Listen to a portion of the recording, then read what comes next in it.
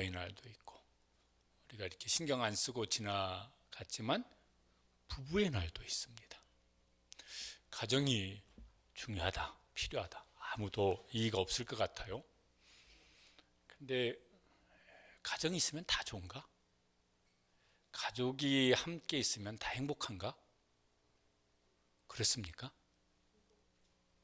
그건 또 별개의 문제가 되는 경우가 많은 것 같아요. 차라리 혼자 있는 게 나아. 함께 있는 거 너무 힘들어. 이런 집들도, 이런 사람도 적지가 않을 것입니다. 나름대로 노력을 했죠. 근데 노력을 했는데 그 노력 가지고 다 잘 되는 것이 아니에요. 노력할수록 막 더 관계가 더 힘들어지는 이런 경우들도 이제 있습니다. 다 우리가 전문가도 아니고, 전문가인 그 집은 또 괜찮을지 모르겠고, 그래서 우리가 할 수 있는 노력은 마땅히 해야 되겠지만은 그 후에 하나님의 은혜를 구하고 하나님의 지혜를 구하고, 그래서 점점 이렇게 행복한 가족이 되기를 주님의 이름으로 축복합니다. 또 그러기 위해서 이제 정말 은혜를, 지혜를 구하면서 기도하셨으면 좋겠습니다. 6월달 되었습니다. 기도하셨는데 누가 붙인 이름인지는 모르겠지만 6월은 무슨 호국 보훈의 달이다. 이번 주 이제 목요일이 현충일입니다. 무슨 날이죠? 나라를 위해서 피 흘려 죽으신 분들, 이분들의 이제 희생과 헌신을 기념하는 날입니다. 특별히 이제 우리는 6.25 전쟁 때 이렇게 희생한 분들이 이제 제일 많죠. 그들의 희생이 없었더라면, 그분들의 희생이 없었더라면 우리가 지금 여기 이렇게 살고 있을까? 아마 그렇지 못할 거예요. 현충일하고 이렇게 이제 물려 있는 것이 6월 달에 또 있습니다. 6월 25일은 이제 한국 전쟁 벌써 74년째가 되어집니다. 우리는 전쟁이 끝났습니까? 아니요, 아직도 휴전 상태입니다. 휴전된 지 71년인데 이게 뭐 우리가 무뎌져서 그러지만은 늘 전쟁의 위험이 상존해 있는 게 우리나라입니다. 왜 이제 이런 어려움을 겪었느냐? 그러면은 6.25 전쟁은 우리는 약하고 북한은 소련 등이 없고, 그때는 소련이었죠. 그 다음에 중국 없고, 그리고 쳐들어온 거예요. 뭐 말할 수 없는 아픔을 이제 겪었고, 지금도 그 아픔이 끝나지 않은 그런 이제 집들도 막 무슨 이산가족이든지 이런 데는 아직도 그 아픔이 끝나질 않았습니다. 약하니까. 약하면 이제 옛날에도 그렇고 지금도 그렇고 이제 개인도 그렇고 나라도 당합니다. 성경에도 이제 나라를 잃고 슬퍼하는 그런 내용들이 나옵니다. 그 중에 시편 126편 1절은 유다가 바벨론에 의해서 나라가 완전히 망해버렸어요. 거기 포로로 끌려가서, 포로들은 대체로 노예 생활을 하니까 그들이 슬퍼하는 내용이 저렇게 나옵니다. 한번 같이 읽어보시죠. 우리가 바벨론의 여러 강변에서 거기에 앉아서 시온을 기억하며 울었도다. 아마 강변에서 무슨 강변 뚝을 쌓는 강제 노역을 하든지 이러면서 이제 이미 망한 나라 기억하면서 이제 울고 있습니다.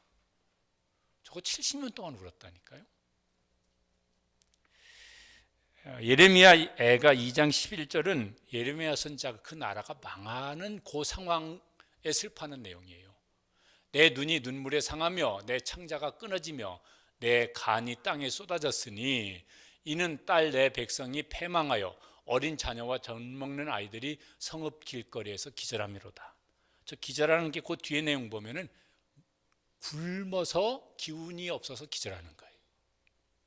근데 그 뒤에 더 가서 내용을 보면은 그 자식을 배고픈 부모가 삶아서 먹어요.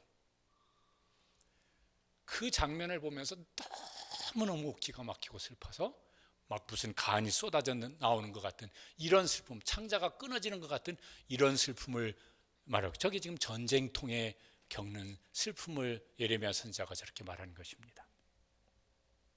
왜 그랬습니까? 나라가 약해져서 저 강대국 바벨론에 의해서 망한 거예요. 그 과정 속에 겪는 어려움을 얘기를 합니다. 지금도 전쟁 중인 나라들이 있습니다. 우크라이나는 지금 2년 넘었죠. 러시아에서 이제 침략 전쟁을 당하였습니다. 만일에 우크라이나 어떤 국력이나 전력이 러시아보다 강했으면 그런 일을 당했을까요? 안 당했을까요? 안 당했겠죠, 당연히. 또 하나 아직도 전쟁 중인 나라가 있어요. 하나는 나라라고 하기도 그렇지만은 이스라엘은 선제 공격은 누가 했습니까? 하마스가 먼저 했어요. 그런데 하마스가 지금 거의 전멸 직전까지 몰리는 것 같아요. 왜 이스라엘이 우크라이나처럼 안 당하고 오히려 막 공격을 해가지고 너무 이렇게 민간인 막 학살이 하여튼 그 전쟁도 빨리 끝내야 되겠지만은 왜 그렇습니까? 강하니까, 나라가 강하니까. 어쨌든요, 이랬든 저랬든 전쟁이 끝나기를 기도하시기를 바랍니다. 그리고 우리는 또다시 이런 아픔을 겪지 않도록 기도하시길 바랍니다.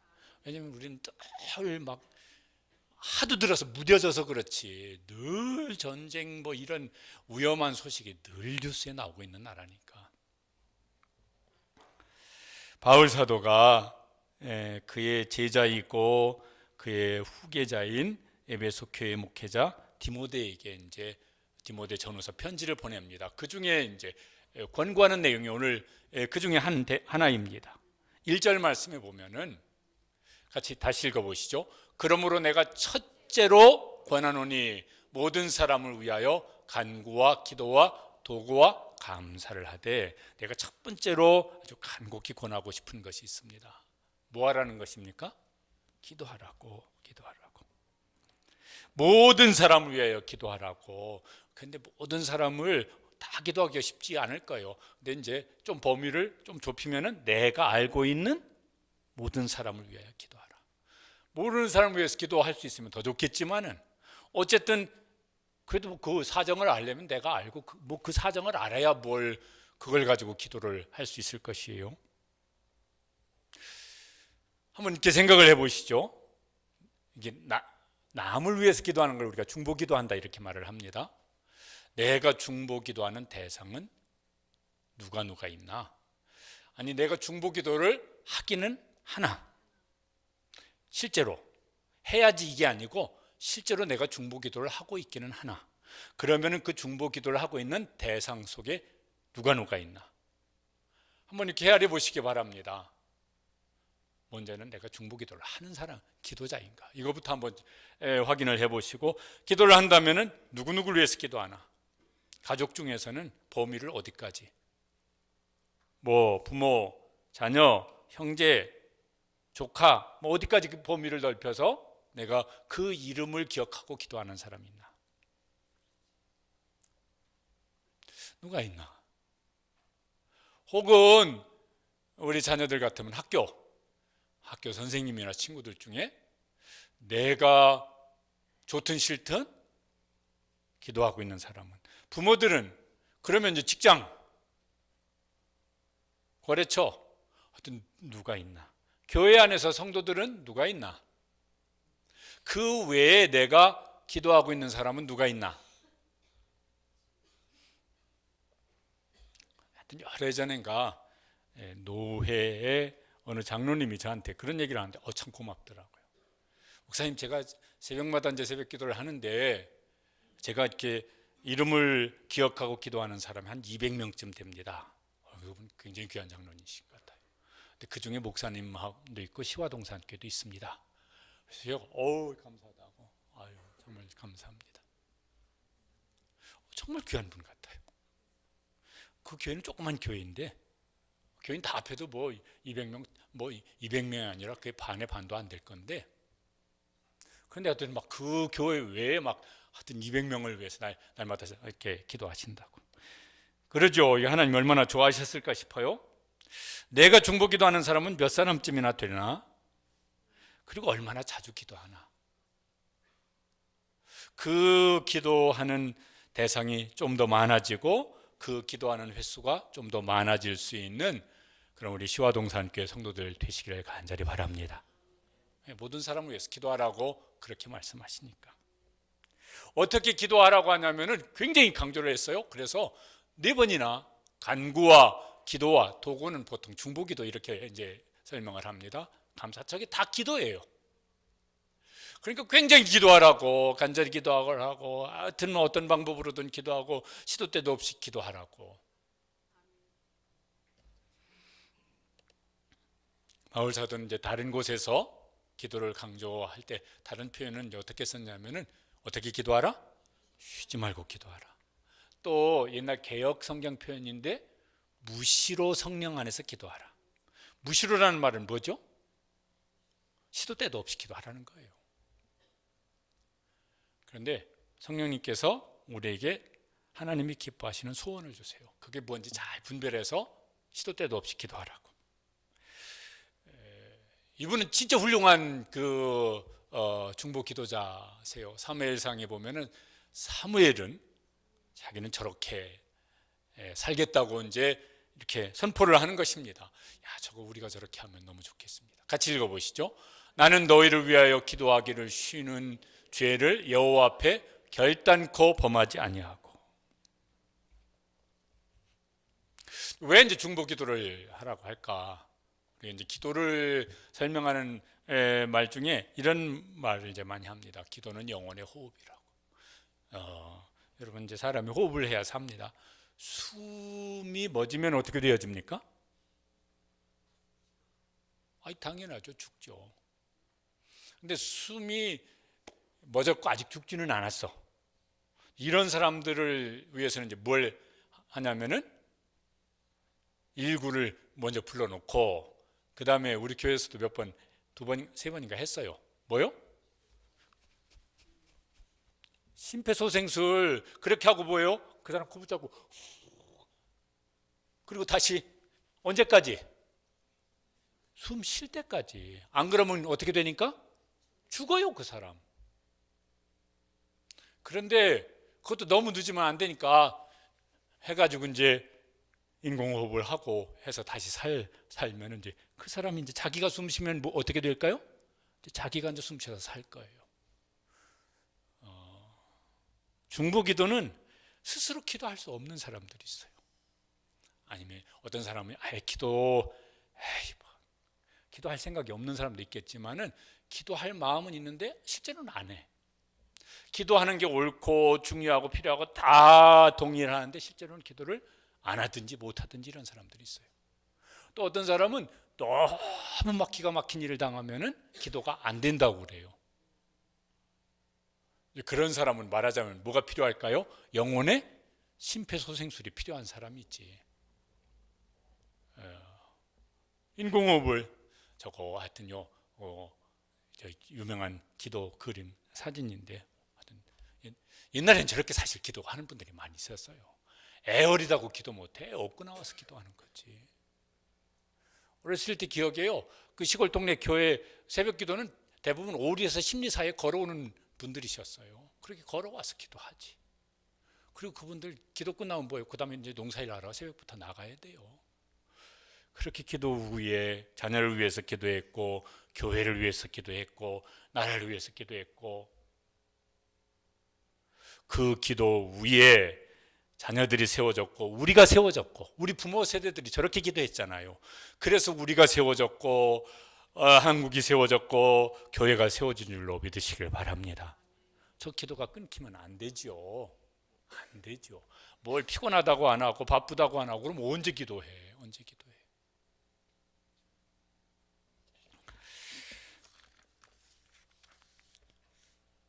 찬양 중에 이제 이런 찬양이 있어요. 내가 누군가를 위해서 저렇게 하고 누군가가 나를 위해서 그러면 참 좋을 것 같아요. 당신이 앞에는 같이 한번 읽어보시죠. 당신이 지쳐서 기도할 수 없고 눈물이 빗물처럼 흘러내릴 때 주님은 우리 연약함을 아시고 사랑으로 인도하시네. 저 다음부터 한번 불러보시면 좋겠습니다.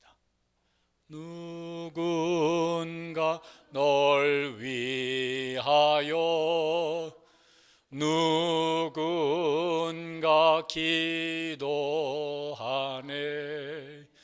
내가 홀로 외로워서 마음이 무너질 때 누군가 널 위해 기도하네.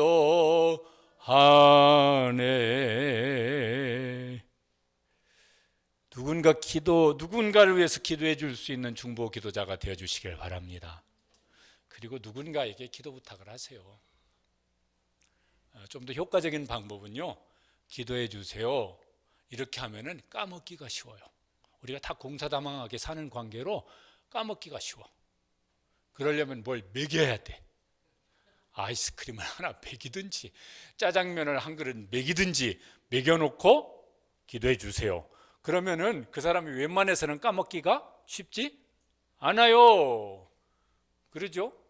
그 다음에 기도하고 계시죠? 한번 슬쩍 다음 주일날 물어보세요. 그러면요, 안 했으면 막 양심이 확 찔려가지고 내가 먹은 게 있는데 아이스크림을 누가바를 2개나 먹었는데 찔려가지고, 하여튼 그거는 나를 위해서도 좋은 부탁이고, 기도하는 사람은 누군가를 위해서 기도하니까 그 사람 영혼이 더 살아있을 테니까 그 사람을 위해서도 유익한 겁니다. 그러니까 다른 부탁은 이거 했다가 괜히 막 서로 어색해질 수 있는 게 있으니까 조심하시되, 기도 부탁은 얼마든지 해도 괜찮습니다. 그리고 한 번씩 확인해 보세요. 기도하고 계시죠? 제일 얄미운 사람은 자기는 기도 안 하면서 기도하고 계시죠? 이런 사람은 좀 얄밉긴 하더라고. 그래도 좀 얄밉더라도 어쨌든 누군가가 날 위해서 기도해 주면 좋죠.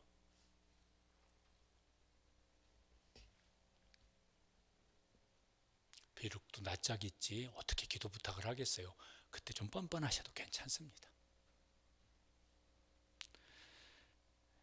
또 하나 이제 기억하실 것은, 감사하면서 기억하실 것은, 늘 우리를 위해서 간구하시는 분이 계세요. 로마서 8장 26절에 보면은 같이 읽어보시죠. 성령이 말할 수 없는 탄식으로 우리를 위하여 친히 간구하시는 일. 아멘. 얼마나 감사한 일입니까? 그 다음에 34절에 보면은 또 계세요. 읽어보시죠. 그리스도 예수시니 그는 하나님 우편에 계신 자요 우리를 위하여 간구하시는 자시니라.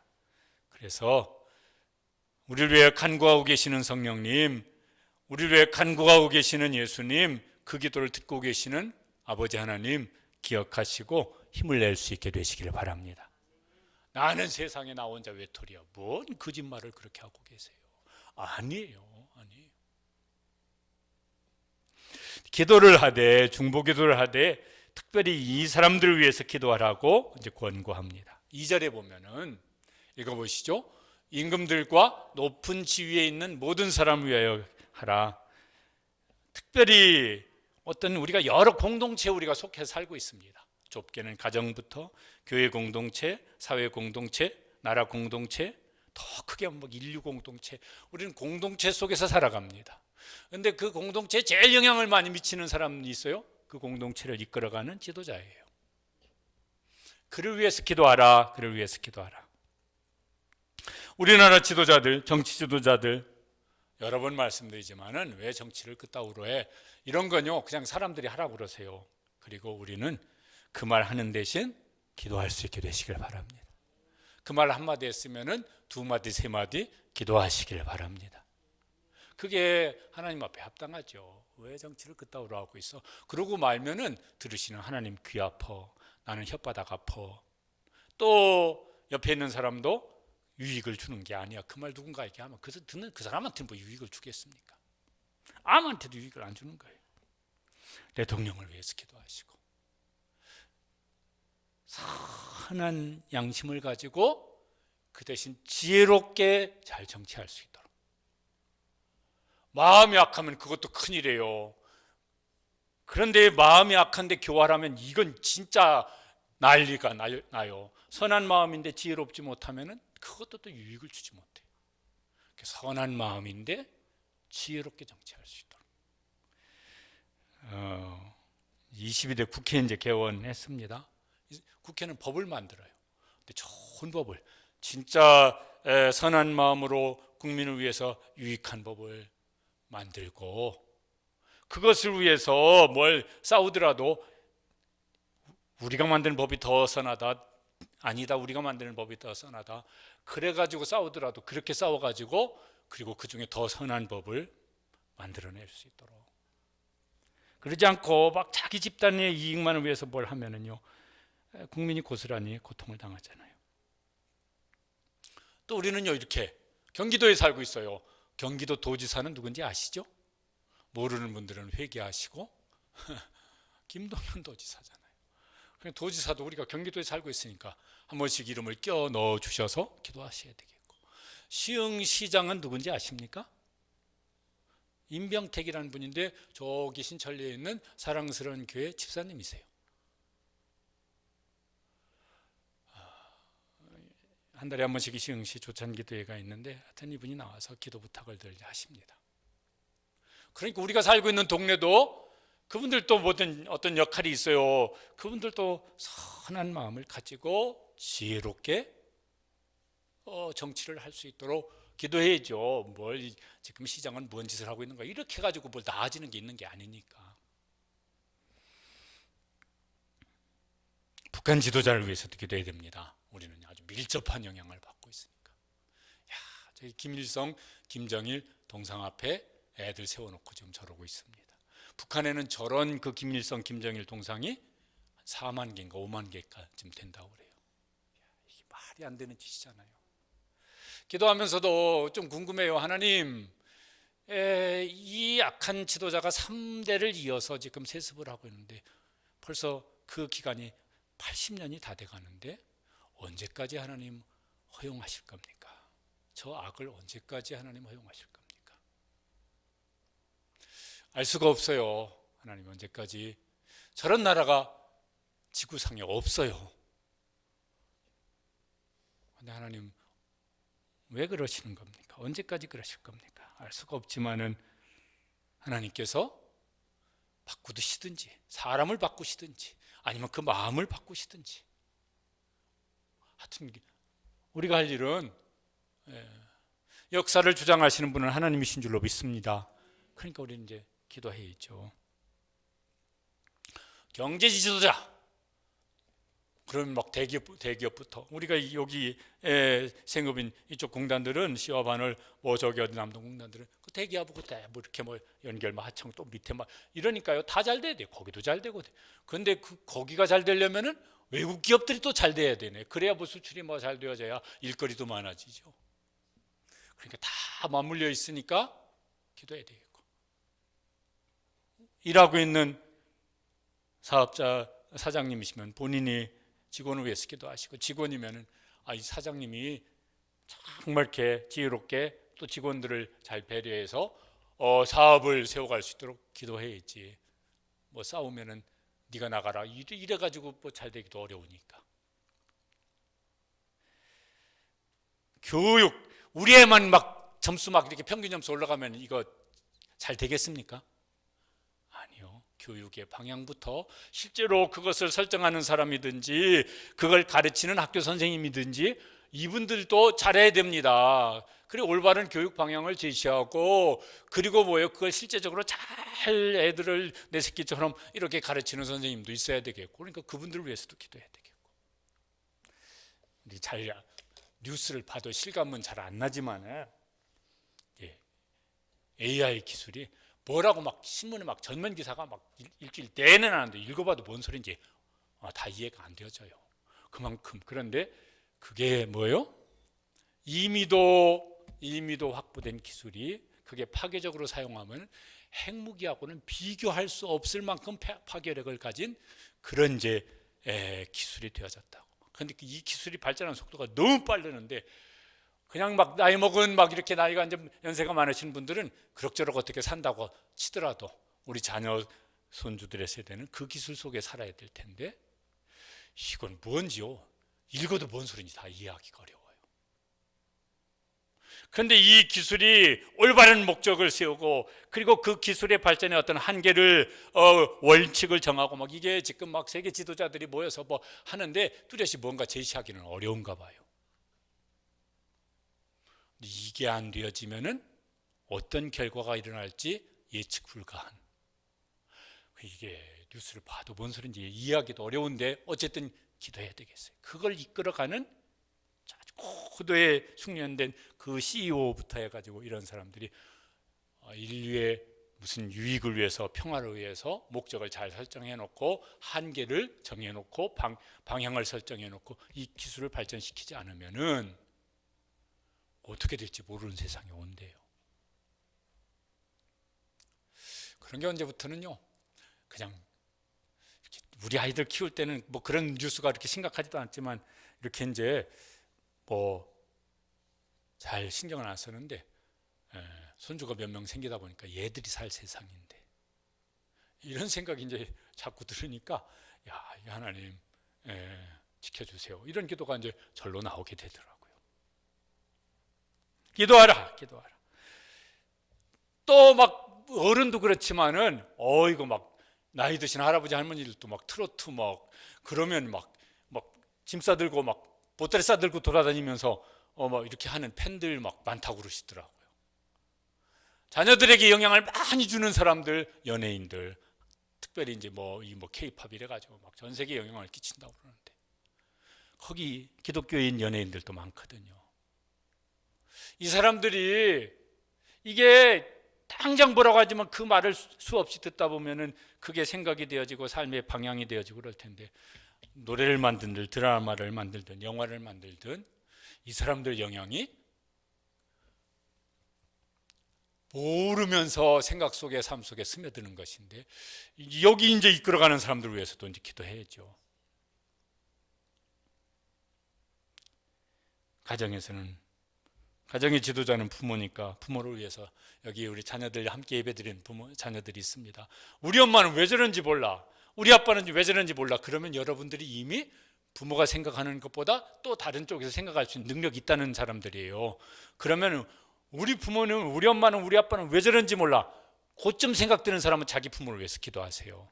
왜? 그 사람은 우리 엄마가 생각하는 거, 우리 아빠가 생각하는 것이 이게 다 맞는 거 아닌 것 같은데 그 정도 생각이 들 만한, 그럼 컸다 소리예요.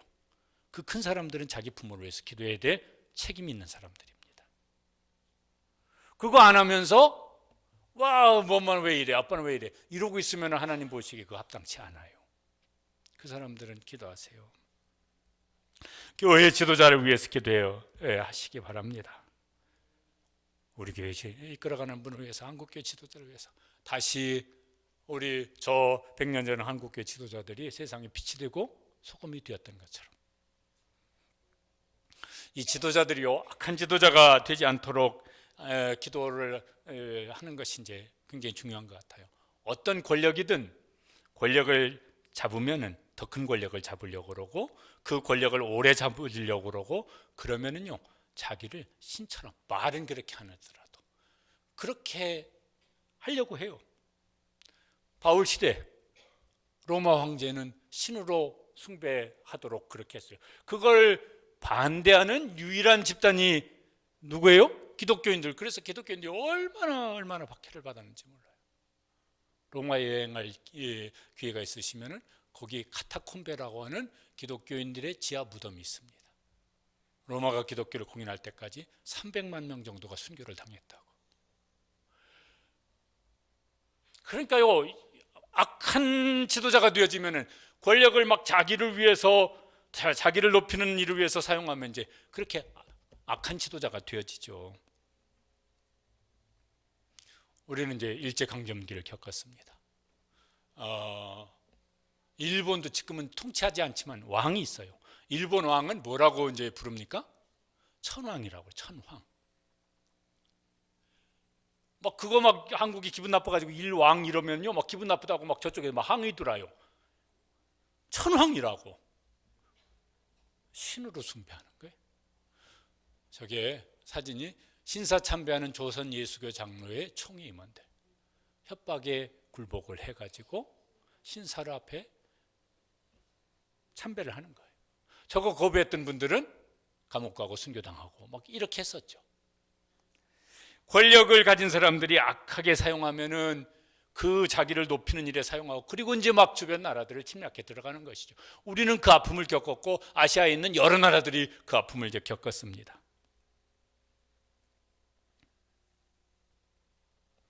그 끝 해방이 되었지만은 약하니까 또 남침 전쟁을 우리가 겪게 되었고, 그때 이제 이렇게 통계에 보면은 군인 전사자가 3년 전쟁 기간 동안 18만 명 정도, 그 중에 유엔군이 4만 명 정도. 유엔군 대부분은 미군이 있지만은 그들의 희생이 없었습니다. 우리 이렇게 아시죠? 6.25 전쟁 유엔군이 개입하기 전까지 남아있던 데가 어디입니까? 저 낙동강 밑에 부산 요 일부분. 그때 우리나라 군인들이 됐든 유엔 군인들이 됐든 그들이 희생하지 않았더라면 우리 지금 어떻게 살고 있을까요? 김일성 어버이 수령, 막 김정은 무슨 막 뭐 수령 이러면서 지금 그 밑에서 우리가 살고 있다면 어떻게 될까요?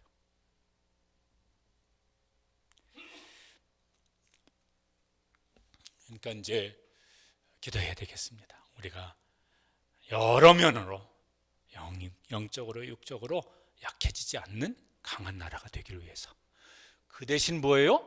그 강한 힘으로 남을 침략하지 아니하고 섬기는 나라 될 수 있도록, 개인이 됐든 나라가 됐든 그렇게 되어지기를 위해서 노력할 건 노력해야 되겠지만은 우리가 할 수 없는 일이라면은 기도할 수 있는 중보 기도자가 되어 주시기를 바랍니다.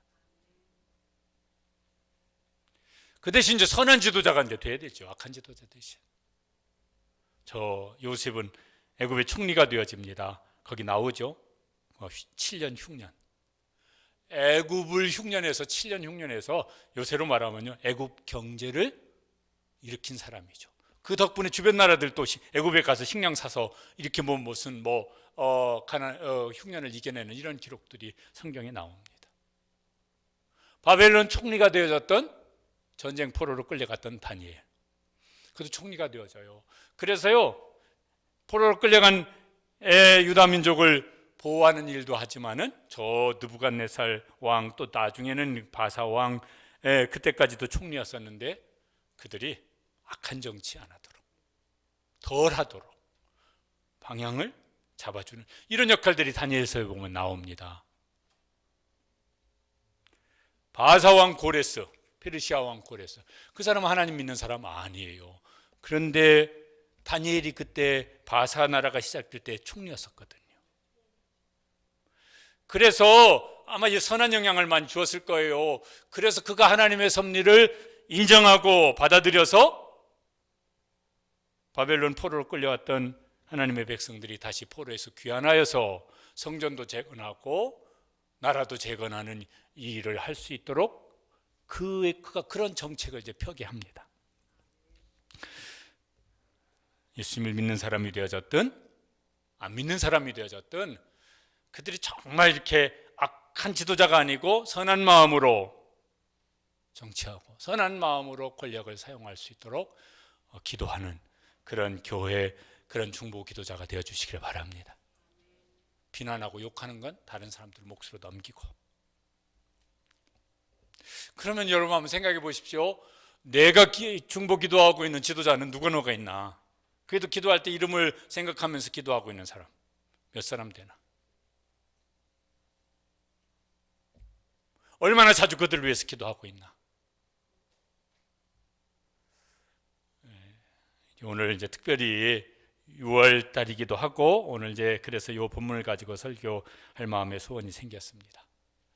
그래서요, 내가 알고 있는 모든 사람 그 중에 빼놓지 말고 내가 속한 공동체 지도자들을 위해서, 또 거기에 영향을 줄 수 있는 다른 지도자들을 위해서도 기도할 수 있게 되시기를 바랍니다.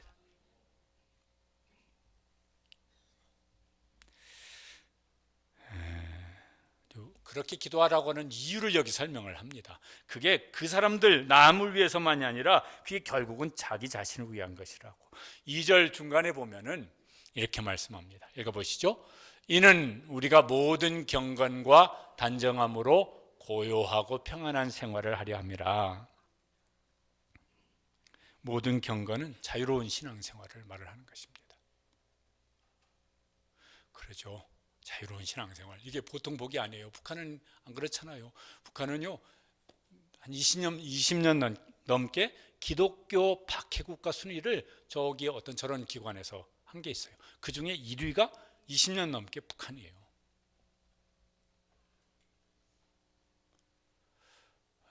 그러니까 이 신앙의 자유를 갖는다고 하는 게 얼마나 뭐 북한 성도들에 비하면은 이거 얼마나 이게 큰 복인지 알 수가 없어요. 근데 늘 누리면은 그걸 귀하게 여기지 못하는 이런 이제 안타까움이 있지만 그래도 이게 얼마나 이제 귀한 복인지 알 수가 없습니다. 또 사회가 이제 평안한 거죠. 사회가 평안한 거.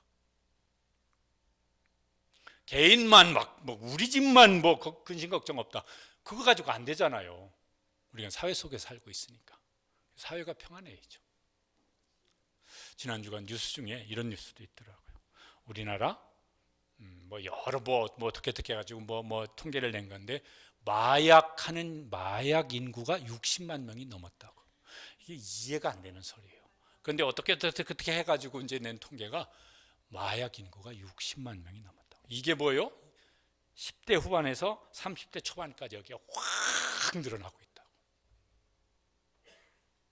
그럼 이거 이대로 몇 년 더 가면 어떻게 된다 소리일까? 혹시 우리 중에 하는 사람이 있습니까? 빨리 어디 전문기관에 가셔가지고 치료를 받으시기 바랍니다. 제일 중독에서 벗어나지 못하는 중독이 첫 번째가 뭐라고 그래요? 마약 중독이라고 그래요. 다른 중독은 어떻게 그래도 벗어나기로 하는데 마약 중독은 벗어날 길이 없다고 그래요. 이게 이제 사회가 이제 혼란스러워진 거죠. 다른 여러 가지 것도 많지만. 그리고 이제 이 중에는 평안한 생활이라고 하는 것은 먹고 사는 것에 평안한 거예요. 여유로운 거예요. 이것도 필요하죠. 그죠? 먹고 사는 게 이게 궁핍해지면은 이게 얼마나 이것도 힘듭니까? 그러니까 신앙적으로도 자유롭고 사회적으로도 건전하고 도덕과 윤리가 더 이렇게 건강한 사회가 되는 것도 중요하고 그리고 뭐예요? 먹고 사는 경제적인 것도 평안한 것도 중요하고 그걸 위해서 기도하라. 사람이 노력하는 것도 노력해야 되겠지만 그 노력에 한계가 있고 그 노력으로 감당 못하는 것이 있으니까 그러니까 뭐하라? 하나님이 개입하셔서 은혜 베풀어 주시길 위해서 뭐하라? 기도하라.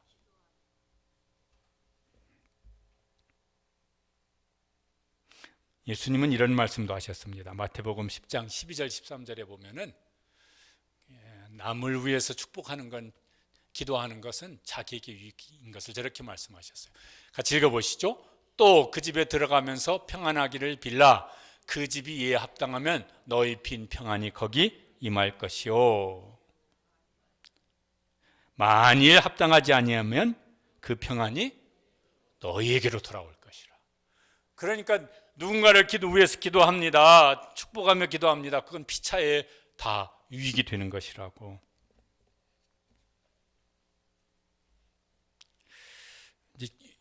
이렇게 이제 기도하라고 하신 또 한 가지 이유가 그다음에 나옵니다. 3절에 보면은 하나님이 저걸 좋아하신다고 말씀하세요. 이것이 그럼 앞에 기도하는 거예요. 읽어보시죠. 이것이 우리 구주 하나님 앞에 선하고 받으실 만한 것이니 하나님 보시기에 좋은 것이고 그리고 하나님께서 기뻐 받으실 만한 것이다. 자기를 위한 기도도 그렇지만은 다른 사람을 위해서 자기가 속한 공동체 지도자를 위해서 기도하는 건 하나님께서 야 그거 좋다. 그리고 하나님께서 야 그 기도를 기뻐 받으시겠다고.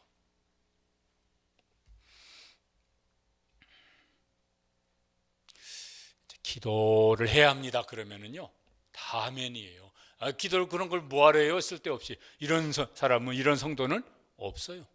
안 믿는 사람이라도 제가 기도해 드릴게요. 그러면은 싫다고 할 사람은 드물 거예요. 근데 문제는 기도하는 것이 중요합니다. 아멘입니까? 그럼 다 아멘 할 거예요. 기도하는 것이 필요합니다. 인정하십니까? 그러면 아멘 할 거예요. 그런데 실제로 기도를 하느냐? 별개의 문제인 것 같아요. 기도가 중요하다, 필요하다 그러면은 다 아멘일 수 있는데 실제로 기도하는 건 그건 별개의 문제예요. 왜냐하면 실제로 기도하는 사람은 그렇게 많지 않아요. 남을 위해서 중보 기도하는 것이 필요하고 중요합니다. 그럼 다 인정할 거예요. 그런데 실제로 누군가를 위해서 기도하는 사람은 그 사람은 얼마나 될까 그러면은 또 별로 드문 것 같아요. 이거 꼭 뭐가 될까 그러면요, 이런 생각이 들었습니다. 이렇게 이제 젊은 사람도 그렇겠지만 나이가 좀 더 들어갈수록 건강이 중요해. 운동 꼭 해야 돼. 그러면 맞아, 운동해야 돼. 운동 필요하지, 운동 중요하지. 그것 말로는 다 동의합니다. 근데 실제로 운동하는 사람은 그렇게 많지 않은 것 같아요. 막 그 건강이 회복될 만큼 다시 운동하는 사람은 그렇게 많지 않은 것 같아요. 남자들 중에서도 있겠지만 여자분들이 더 좀 많으신 것 같은데 다이어트 해야 돼. 다이어트 해야 돼. 그거 막 거의 다이어트 안 해도 될 사람도 다이어트 해야 된다고 막 이러시더라고. 저분은 좀 더 먹어야 될 것 같은데, 좀 이렇게 나와야 될 것 같은데 막 그런 분도 막 다이어트 해야 된다. 근데 실제로 다이어트 하는 사람은 드문 것 같아요. 기도도 비슷한 것 같아요. 기도 중요합니다. 필요합니다. 근데 실제로 기도하는 사람은 얼마나 될까? 하나님은 실제로 기도하는 사람을 찾으세요. 그리고 그 사람의 기도를 들으시고 응답하십니다. 그래서 기도가 필요하다 인정하는 사람이 아니라 실제로 기도하고, 중보 기도가 필요하지요 그렇게 말하는 사람이 아니라 실제로 중보 기도할 수 있는 기도자가 되어주시기를 바랍니다. 예레미야 5장 1절 말씀에 한 사람이라도 있으면 좋겠다 그렇게 말씀하는 내용이 나와요. 같이 읽어보시죠. 너희가 만일 정의를 행하며 진리를 구하는 자를 한 사람이라도 찾으면 내가 이 성읍을 용서하리라. 그 한 사람이 우리가 되어주시기를 주님의 이름으로 축복합니다. 우리나라 복음이 들어온 지 이제 130년, 한 140년 이렇게 이제 되어집니다. 어디에 보니까 1898년 선교 보고서, 국제 선교지라고 하는 선교 보고서에 이런 내용이 있대요. 주일이면, 그들은 이제 기독교인들입니다. 주일이면 그들 국기인 태극기를 집집마다 다는 것은 한국 기독교인들의 관례입니다. 그들의 경건한 신앙과 애국심이 이렇게 시위되고 있는 것입니다. 외국 선교사들이 보니까 기독교인들은 주일 되면 집집마다 태극기를 다 거는데, 그들의 신앙과 그들이 신앙이 애국신앙인데 그 신앙을 그들은 그렇게 보여주고 있습니다. 그래서 자국 본국에 그렇게 이제 선교 보고를 하는 내용 중에 그런 게 있어요. 찬송가 580장 남궁각 선생이 지은 찬송시입니다. 초대교회 한국의 지도자이기도 하고 한국교회 지도자이기도 한 분이시죠. 그분 지은 찬송시입니다. 한번 읽어보시죠.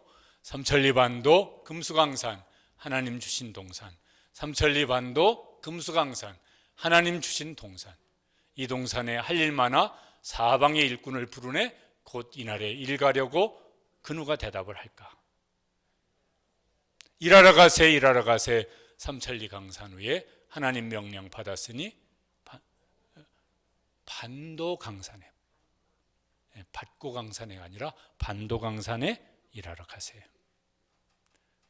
그러니까 초대교회 성도들은 교회에서 봉사하는 것만 하나님의 일이라고 하지 아니하고 뭐예요? 나라를 위해 헌신하는 것을 하나님의 일이라고 그렇게 여겼습니다. 그게 우리 한국교회의 신앙의 DNA인 셈이에요. 그거를 우리가 잃지 않았으면 좋겠습니다. 전에도 말씀드린 적이 있지만 애국가는 한국교회 초창기에 찬미가 14장이었습니다. 1절 애국가이기도 하지만은 저거 초대 한국교회 찬송가 14장 1절이에요. 한번 불러보시겠습니다. 동해물과 백두산이 마르고 닳도록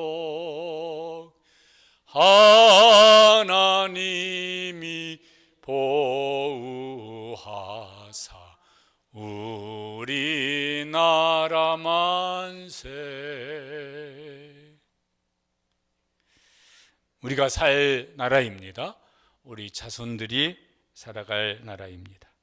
하나님께서 우리나라를